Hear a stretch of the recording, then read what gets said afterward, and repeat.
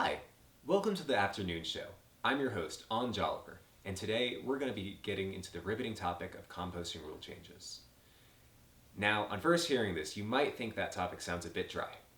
Composting is important because it keeps waste like food scraps and yard waste out of landfills, where it can turn into methane, a harmful chemical that has more than 80 times the warming power of carbon dioxide, and is responsible for 25% of today's global warming. Each year, around 119 billion pounds of food are wasted, while in 2019, only 2.6 million pounds of food got composted. It's a pretty big disparity. That's why these new composting rules in Boulder are so important.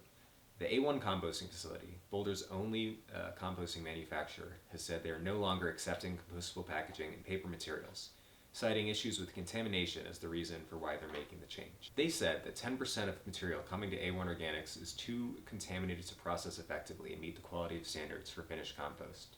This results in them having to throw out whole batches of compost into the landfill. This is an unfortunate development because it makes composting harder and more confusing for the public, as material labeled compostable is no longer allowed to be composted.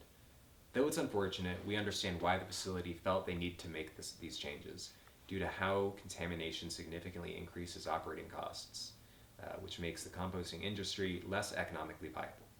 In an ideal world, everyone would wash the things that they compost, and we'd have multiple different streams for different kinds of compost, like one for food and one for packaging. But that's not very realistic, as we're having enough issues with one stream as it is. We sent our correspondents down to the street to ask students what they think of these new composting rules. So, how familiar are you with composting and how often do you do it? My understanding is you put a bunch of biomass stuff in a pot and then it breaks down. I do not do it. Do it at home, participate where we can. Lasers. Yep.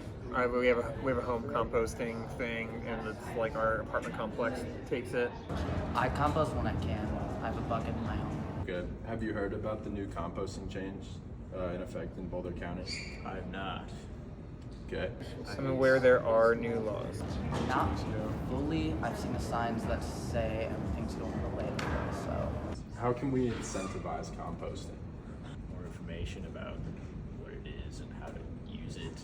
Or if you paid me to do it, I would probably do it. Okay. But yeah, so when that superposition lapses or relaxes down, it can either go There's probably, it's easy to brainstorm ideas for that, right? I don't know if realistically you can Yeah. incentivize a program that large, that anybody can participate in. that difference. Sure. Yeah, can you Feasibly incentivize within, some sort of budget credits for versus- waste diversion? Maybe That guy. something you could incentivize, like farmers market credits or something like that. So needs to be more widely accessible, you think? Like the information. Probably. Thank you for your input. Alright. Wow, very insightful. It seems half the people knew that there had been a change, but not the specifics on what it was or why the change was made, and the other half don't even know it happened. Now keep in mind, this is a small sample size, and half the people were in the seat building, so they may be a bit biased. But this does go to show you, composting is confusing, man. Now these are some great ideas to get people incentivized to start composting correctly.